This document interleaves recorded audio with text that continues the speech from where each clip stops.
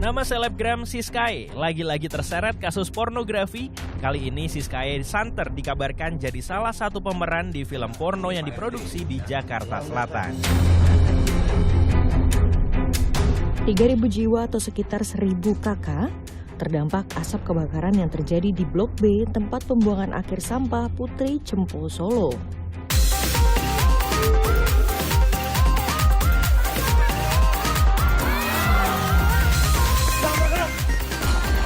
Mohon maaf sebesar-besarnya kepada istri saya.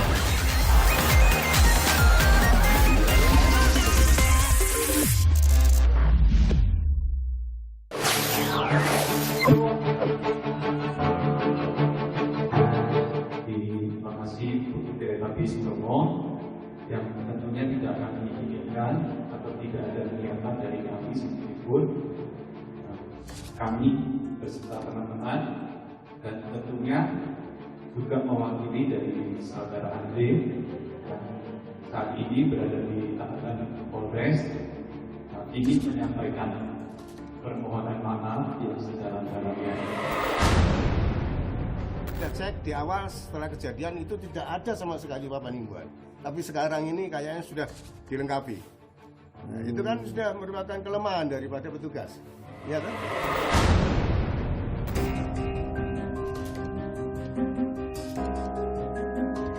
Babak baru kasus kebakaran Bukit Teletabis Bromo kembali berlanjut. Calon pengantin berencana melaporkan pengelola wisata Taman Nasional Bromo Tengger Semeru (TNBTS) ke polisi atas tudingan lalai dalam mengawasi kawasan wisata konservasi itu hingga terjadi kebakaran.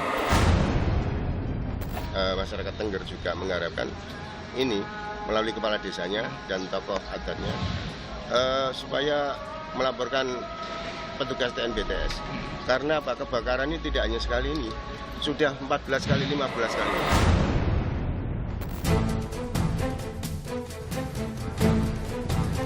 Meski pihak rombongan prewedding telah meminta maaf, polisi memastikan proses hukum tetap berlanjut. Polisi mulai melakukan penyelidikan terhadap tersangka Andri Wibowo, manajer wedding organizer, dan 5 orang lainnya, termasuk pasangan calon mempelai, masih dalam pemeriksaan. Silakan untuk minta maaf dan lain sebagainya itu silakan dilakukan. Tentunya ini bisa menjadi pertimbangan kepada masyarakat, kepada netizen yang monggo silakan. Tetapi penegakan hukum tetap kita lakukan secara prosedural. Sejumlah oknum yang melakukan prewedding. Ini orang-orang sudah membuat kebakaran seperti ini, tapi masih santai-santai nih orangnya.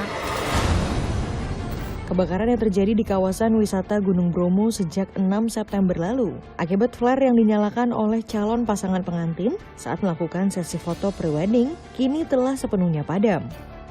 Sedikitnya 270 hektar lahan hangus. Setelah 2 pekan, aktivitas di lokasi perlahan kembali normal.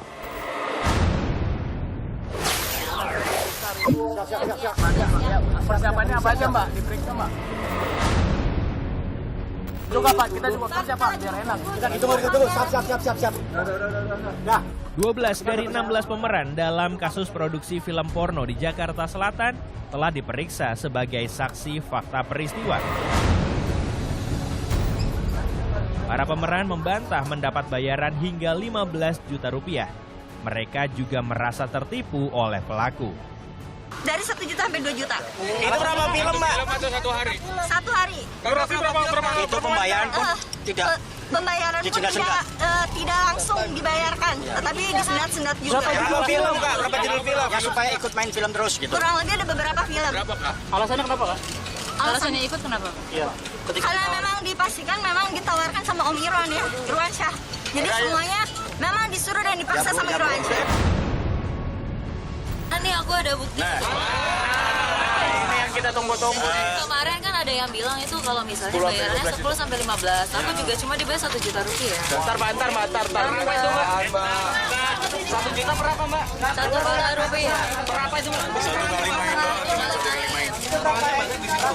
Cuma satu ya, dan dipaksa melakukan semua adegan yang dia suruh dan tidak ada skrip sama sekali. Karena di situ posisi aku nggak punya teman di situ gitu. Jadi aku terpaksa karena aku nggak tahu mau nyelamatin dirinya gimana kan, karena semua timnya kan banyak ya. Kita juga dibilang ini film legal, berbadan hukum, punya pengacara pribadi, saudara I ya. Dia bilang ini berbadan hukum, legal. Jadi kita coba untuk memainkannya karena kita kayak otak kita tuh kayak digiring ini opininya ini legal. Lo nggak usah takut mainin film-film ini ya. Seperti itu sih.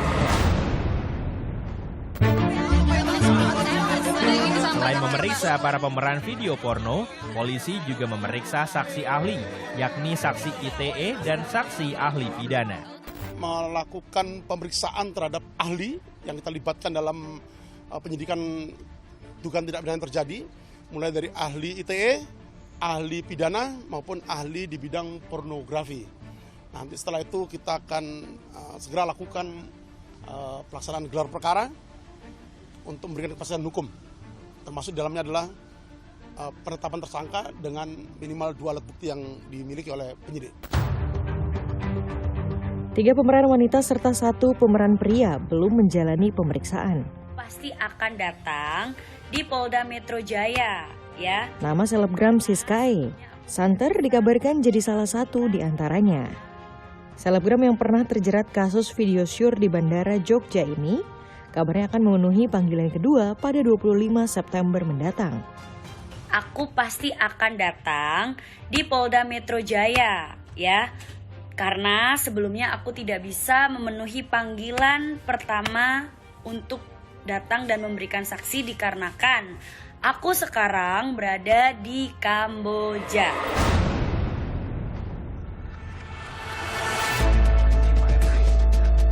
Pada 31 Juli, polisi menggerebek rumah produksi film porno di wilayah Jakarta Selatan.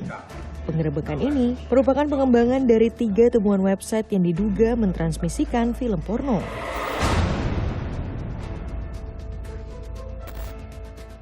Polisi pun telah menetapkan 5 orang tersangka dalam kasus ini.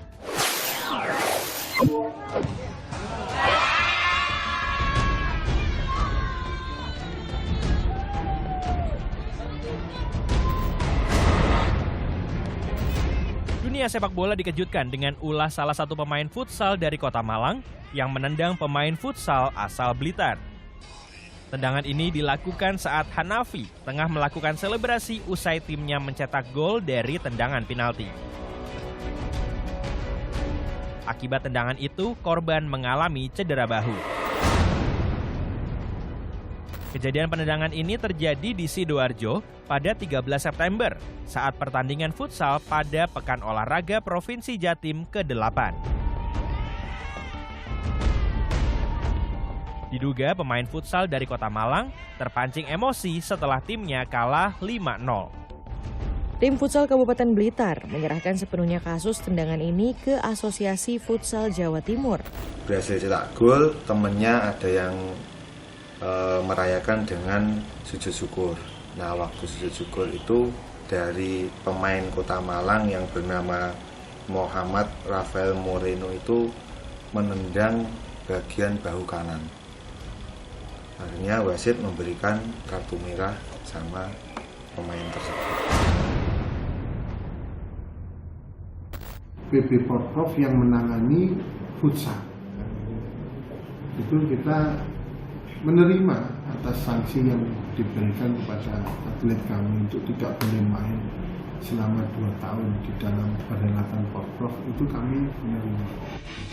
Namun Wali Kota Malang menegaskan kedua pihak telah saling memaafkan.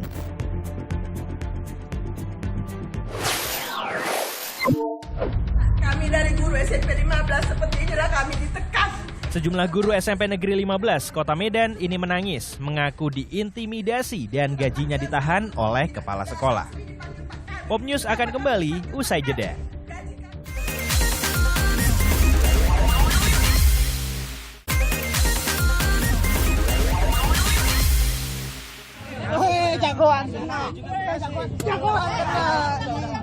Pelajar SMP ini dikeroyok dan menjadi bulan-bulanan warga karena merusak sejumlah kendaraan warga. Pelaku berhasil ditangkap saat sedang mengisi BBM, sementara 3 temannya berhasil kabur. Pelajar SMP ini akhirnya diamankan oleh polisi dan dibawa ke rumah sakit untuk pengobatan.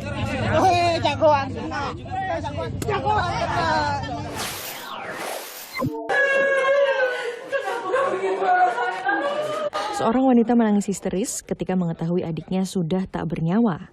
Pemuda ini gantung diri dengan seutas tali nilon. Jenazah korban pertama kali ditemukan pamannya yang ingin menemuinya karena ada janji. Sang paman kaget, langsung memanggil kakak korban.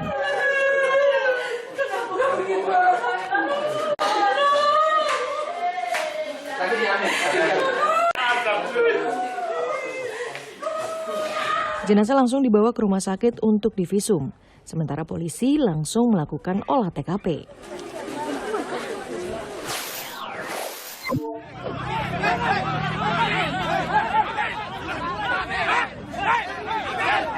Bentrok ini terjadi antara massa dan polisi saat eksekusi pengosongan gedung dan lahan di wilayah Pakubuwono. Pemilik bangunan menolak dengan dalih proses hukum masih berjalan di Pengadilan Tinggi Jakarta dan belum inkrah.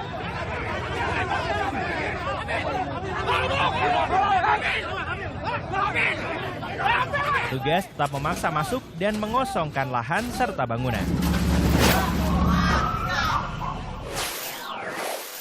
Sekarang bubar, itu perintah pimpinan kami. Kami akan masuk. Kami akan masuk. Kami akan provokasi.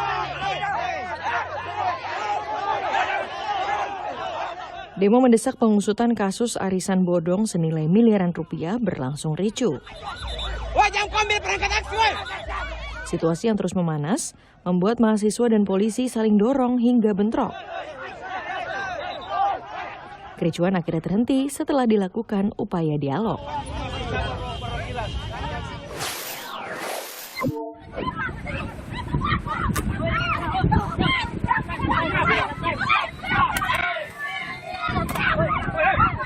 Penertiban pedagang kaki lima di kawasan wisata Pantai Padang berujung ricuh. Petugas mendapat perlawanan dari para pedagang kaki lima yang menolak barang mereka disita.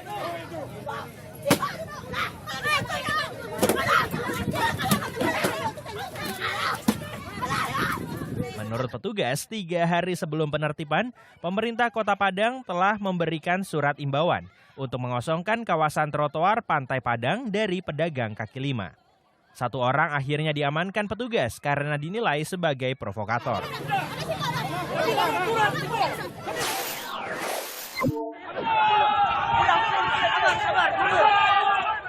Kericuan ini terjadi saat masa pendukung calon kepala desa di desa Kapetakan mengantarkan masing-masing jagoannya ke kantor balai desa untuk mengambil nomor urut pemilihan kepala desa. 2 kelompok massa pendukung diduga saling ejek hingga berujung saling lempar batu. Seorang polisi dan 4 warga terluka akibat bentrokan ini.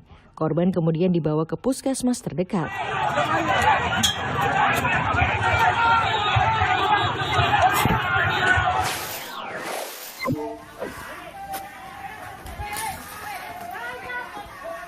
Tawuran 2 kelompok pemuda terjadi di wilayah Johar Baru dengan menggunakan batu hingga bom molotov.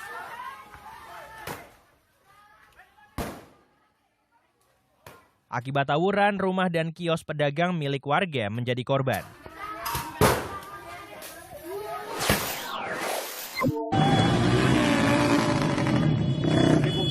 Dua kelompok remaja ini saling serang di Jalan Raya Sumarno Cakung.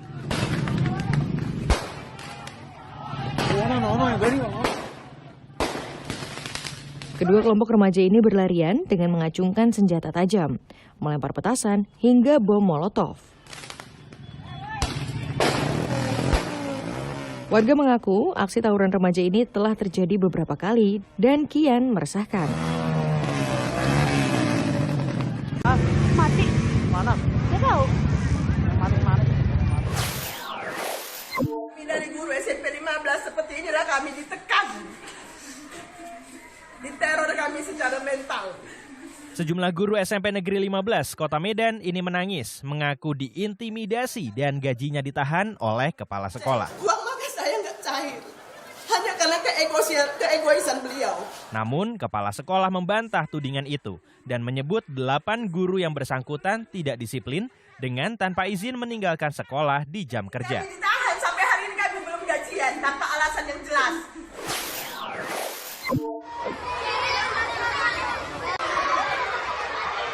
Seekor monyet liar terlihat berkeliaran di area sekolah dasar hingga menggigit 7 pelajar yang sedang bermain di halaman.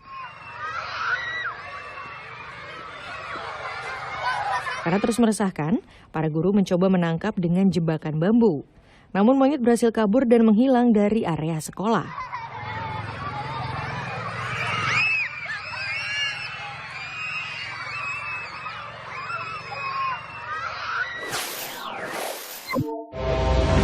Dua hari setelah kebakaran TPA Putri Cempo Solo, kebakaran juga terjadi di TPA Jatibarang, Semarang, Jawa Tengah. Pop News akan kembali usai jeda.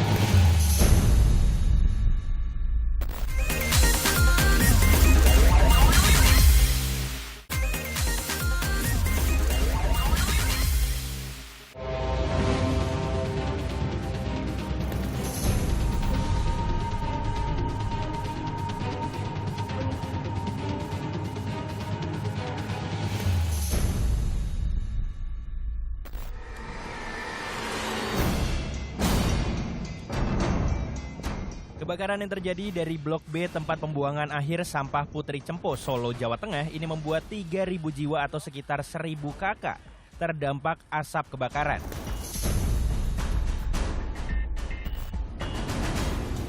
Warga di sekitar Desa Plesungan mengeluh batuk hingga sesak napas karena zat kimia dari asap kebakaran gunungan sampah.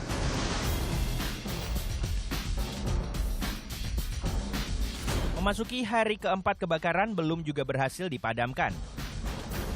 Satu sekolah di dekat TPA terpaksa diliburkan. Selain terkepung asap, SD Negeri 02 Plesungan juga tertutup debu imbas kebakaran TPA. Petugas telah memadamkan api di 2 hektar wilayah terdampak dengan metode penyemprotan secara melingkar agar tidak semakin meluas. Petugas juga memakai metode pemadaman ke dalam karena kebakaran terjadi di tumpukan sampah.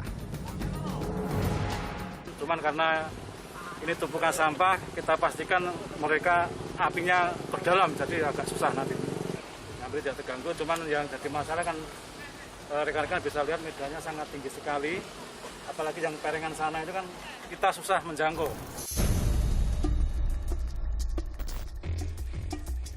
Dari kajian Dinas Lingkungan Hidup Kota Solo, kebakaran akibat cuaca panas memicu gas metana di dalam sampah hingga terjadi kebakaran.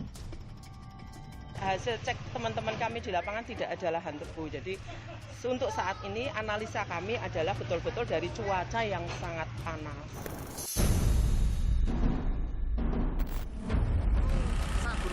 Empat bulan terakhir, lebih dari 5 kali kebakaran di tempat pembuangan akhir sampah. Ada yang diperburuk oleh musim kemarau berkepanjangan akibat pengaruh El Nino. Ada juga yang diperburuk oleh ulah manusia.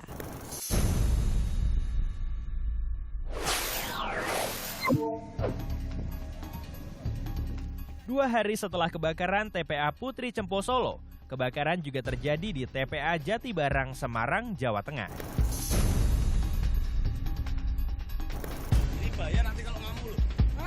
Kebakaran diduga bermula dari area pembuangan sampah yang sudah tidak terpakai dan kemudian menjalar ke lokasi pembuangan sampah yang berada di bawahnya. Kebakaran akhirnya dinyatakan padam pada keesokan harinya pada 19 September. Namun asap tebal tak kunjung menghilang. Akibat asap yang menerpa SD Negeri Ngalian Semarang, kegiatan belajar mengajar akhirnya melalui daring.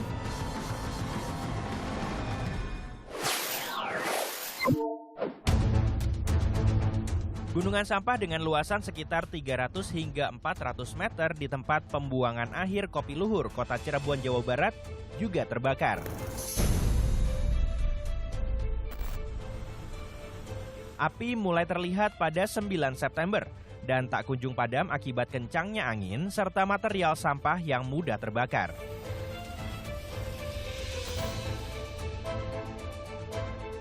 Api akhirnya berhasil dipadamkan secara sempurna 3 hari kemudian dengan cara penguraian yang dilakukan menggunakan alat berat.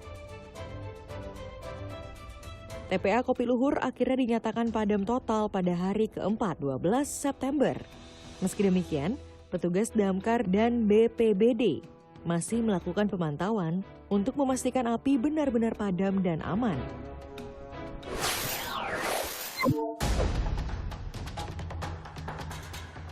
TPA Sari Mukti di kawasan Bandung Barat terbakar hebat Agustus lalu. Kebakaran di tempat pembuangan akhir ini berlangsung selama hampir 1 bulan. Diduga api muncul disebabkan oleh adanya puntung rokok pada tumpukan sampah. Proses pemadaman menggunakan helikopter waterbombing milik BNPB. Atas kejadian ini, pemerintah Provinsi Jawa Barat menyiapkan tempat pembuangan sementara di areal TPA Sari Mukti. Namun proses pembuangan sampah tetap terganggu. Sampah-sampah menumpuk di beberapa tempat pembuangan sementara.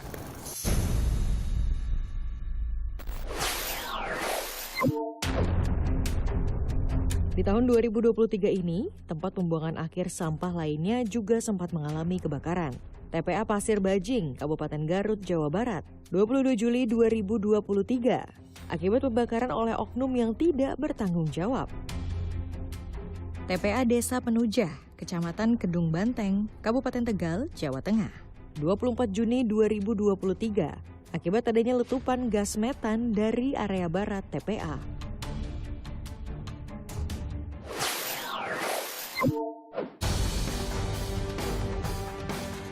Informasi ini mengakhiri Pop News hari ini. Jangan lupa tetap saksikan Pop News setiap hari Sabtu dan Minggu pukul 9:30 waktu Indonesia Barat. Tentunya hanya di Kompas TV. Terima kasih dan sampai jumpa.